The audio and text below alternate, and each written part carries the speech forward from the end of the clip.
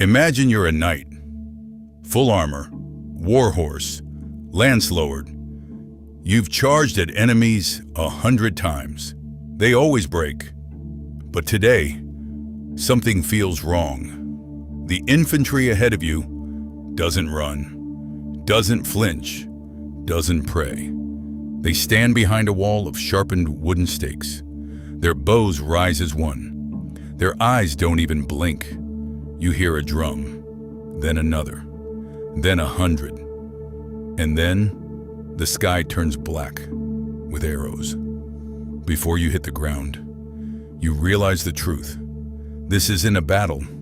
It's a trap. The Janissaries weren't born. They were built, piece by piece, year by year, blood by blood, while Europe fought with feudal lords who showed up late and left early. The Ottomans did something no one had ever done before. They created a machine, not of steel, of loyalty. And this is the story of how they did it.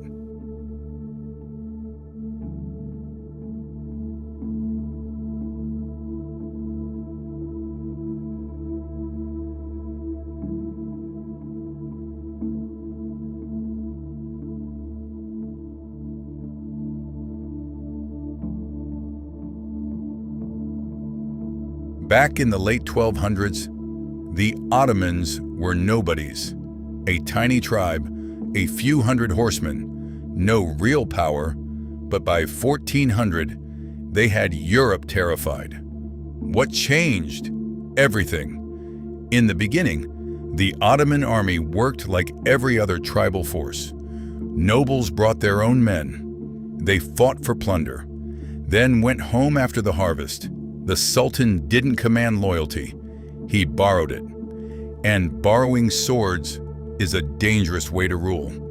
One bad season, one angry chieftain, one whispered betrayal, and the Sultan would wake up to find his army had vanished. Then came the Pensik. One word, one idea, one revolution. Under law, a ruler could take 1/5 of all captives. Most sultans sold them.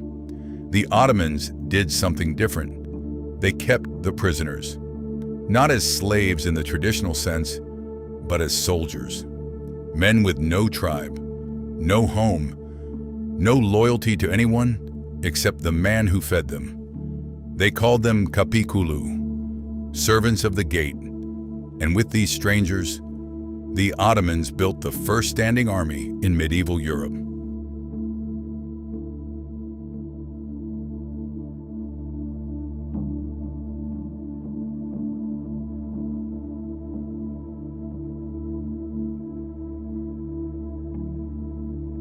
But captives from battle weren't enough. Wars ended, prisoners ran out.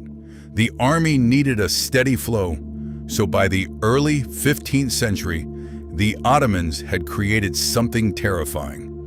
Devshirme, the child levy. Every few years, Ottoman officers rode into Christian villages. They walked through churches. They watched boys play. And then they took them. 8 years old, 10 years old, 12, ripped from their families, never to return. Here's what most history videos don't tell you. The Ottomans didn't break these children. They rebuilt them, converted to Islam, taught Turkish, trained in absolute obedience. They slept on stone floors, ate one meal a day, ran until their legs gave out. And slowly, terrifyingly, they forgot their old lives. They stopped speaking their mother tongue, stopped dreaming of home, stopped being Balkan boys. They became something new. Janissaries, soldiers who didn't fight for land. You said didn't fight for family, didn't fight for God. They fought for the Sultan, and only the Sultan. That wasn't training. That was identity engineering.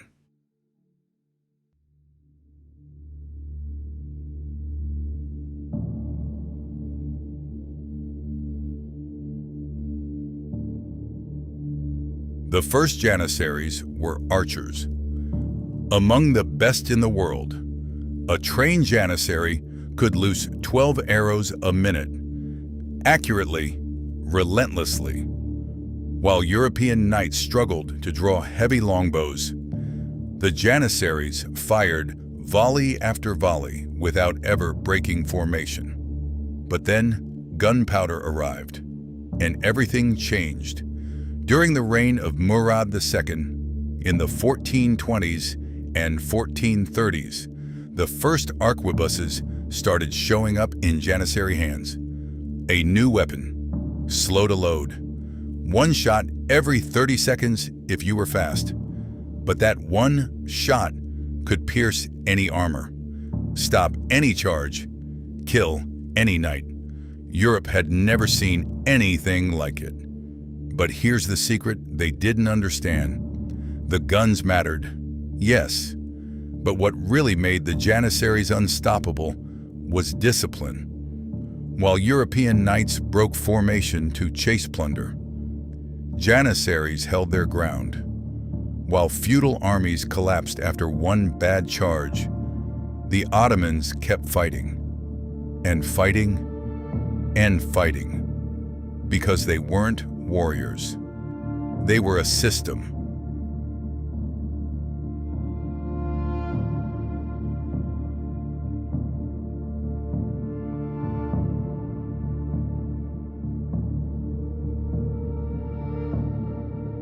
The Janissaries were the heart, but the Ottoman army had other organs.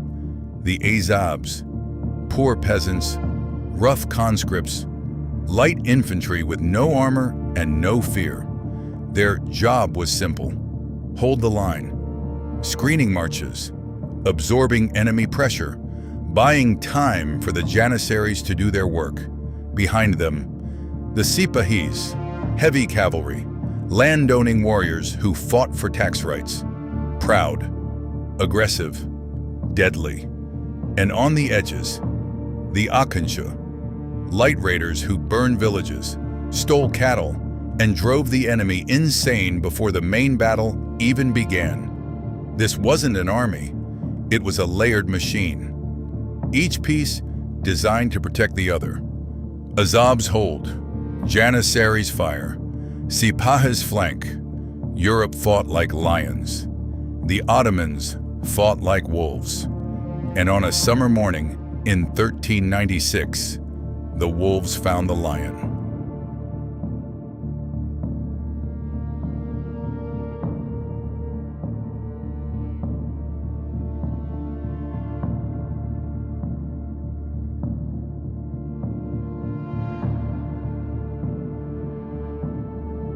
The Crusade of Nicopolis was the biggest coalition Europe had put together in a century. French knights, English archers, German mercenaries, Hungarian cavalry, tens of thousands of men, the best warriors Christendom could buy. Their leader, a young French noble named John of Nevers, brave, arrogant, and about to make a fatal mistake. The Crusaders saw the Ottoman army across the plain. Standard formation, Janissaries in the center, Sipahis on the flanks, nothing special. John of Nevers laughed. "Those aren't soldiers," he said. "Those are tribute collectors." He ordered a full charge. Thousands of heavy knights thundered forward. It should have worked. It always had. But this time, the Crusaders didn't see what lay ahead. Hidden behind a screen of light cavalry, the Ottomans had planted sharpened wooden stakes, chest high to a horse, invisible until the last moment. And behind those stakes, Janissary archers, kneeling, waiting, bows drawn. The French knights hit the stakes at full gallop. Horses screamed. Men flew from their saddles. The charge collapsed into chaos. And then the arrows came, volley after volley. 12 arrows per minute per man. The knights who survived the stakes died in the mud. Those who reached the Janissary line found Azovs who wouldn't break. And while they hacked through peasants, the Sipahis circled behind. By sunset, John of Nevers was in chains. Thousands of Crusaders lay dead. The Crusade of Nicopolis was over in a single day. Europe learned a lesson that afternoon. The age of the undisciplined cavalry charge was ending.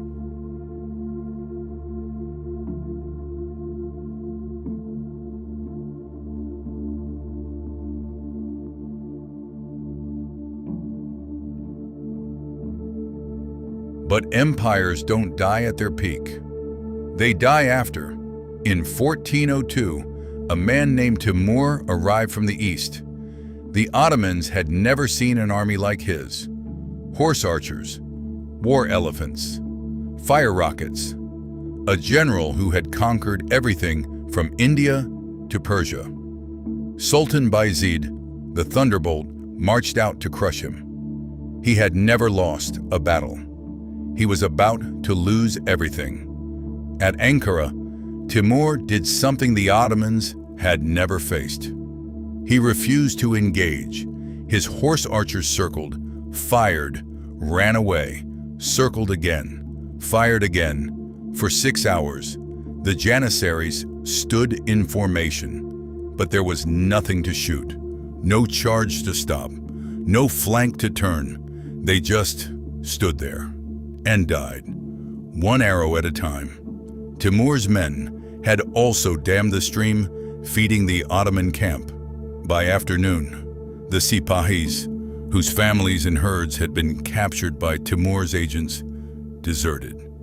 The Azovs fled. The Janissaries were surrounded, and Sultan Bayezid, the conqueror of Crusaders, was captured. According to legend, Timur paraded him in a cage. Historians debate the cage, but they don't debate the outcome. The Ottoman Empire didn't just lose, it shattered.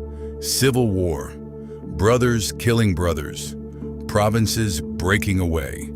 For 11 years, from 1402 to 1413, the machine stopped, and everyone assumed it would never restart.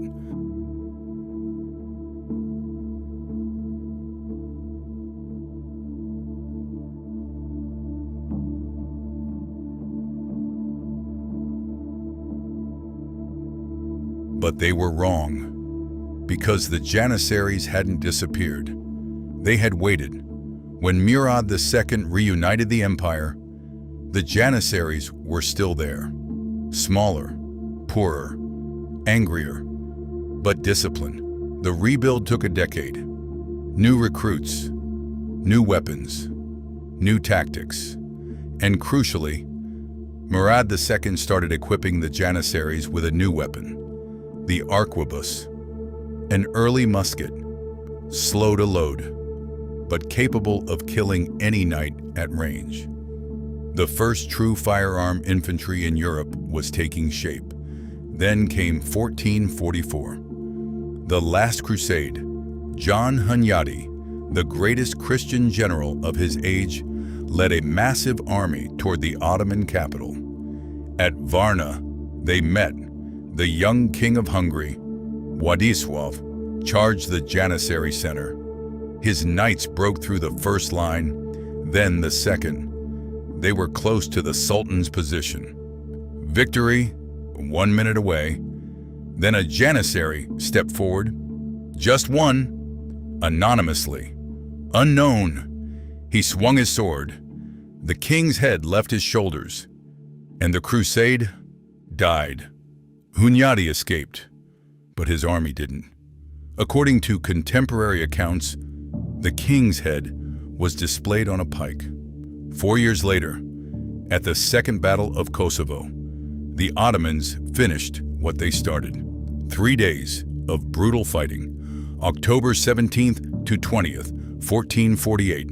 On the final day, the Wallachian contingent deserted the Hungarian line and switched to the Ottoman side. This time, there was no heroic charge, no miracle, just the machine, firing, advancing, enveloping. When the sun set, the Balkans belonged to the Ottomans, and the Janissaries were no longer an experiment. They were the most feared infantry in the world.